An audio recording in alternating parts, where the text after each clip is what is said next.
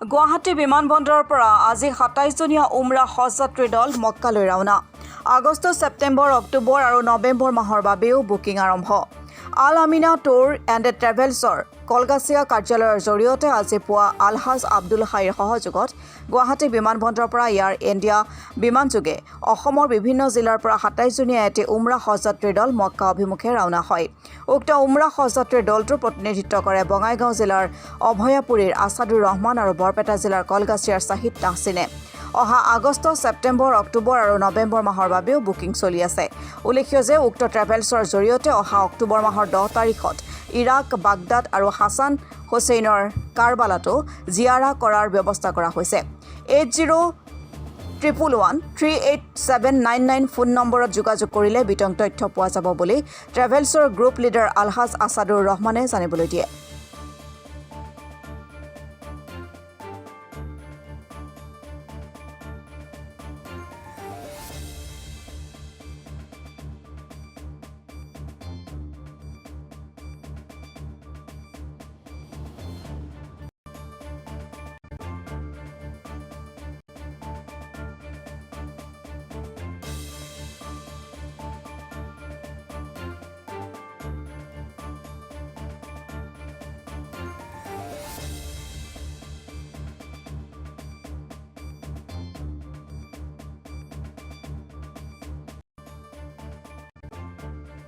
আজি যেহেতু আপুনি উমৰা হজ কৰিব গৈ আছে আল আমিনা টুৰছ এণ্ড ট্ৰেভেলছৰ পৰা, আপোনাৰ অনুভৱ কেনেকুৱা হৈছে? মানে অনুভৱ কি ক'ম আৰু খুবেই ভাল লাগিছে। আপোনাৰ ঘৰ কোনখিনি? আমাৰ যোৰহাটৰ পৰা আহিছোঁ। যোৰহাটৰ পৰা আহিছোঁ। হয়, যিহেতু গৈ আছে, হয়, কি দোৱা কৰিব অসমবাসীৰ কাৰণে? কেনেকুৱা ধৰণৰ মানে নিজৰ কাৰণে, নিজৰ পৰিয়ালৰ কাৰণে বা দোৱা থাকিবই।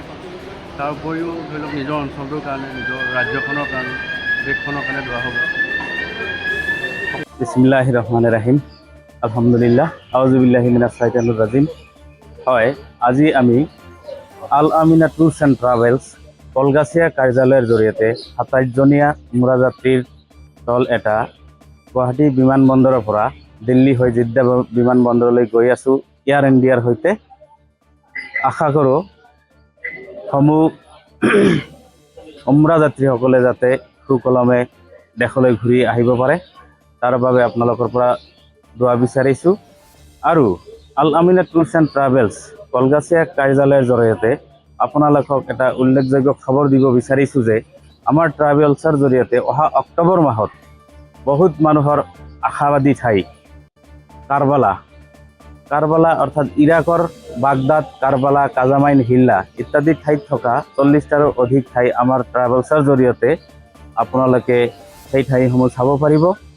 ইচ্ছুক ব্যক্তিসকলে আমাৰ মুখ্য কাৰ্যালয়ৰ নাম্বাৰ আৰু বঙাইগাঁৱৰ কাৰ্যালয়ৰ নম্বৰত যোগাযোগ কৰিলে সবিশেষ তথ্য পাই যাব।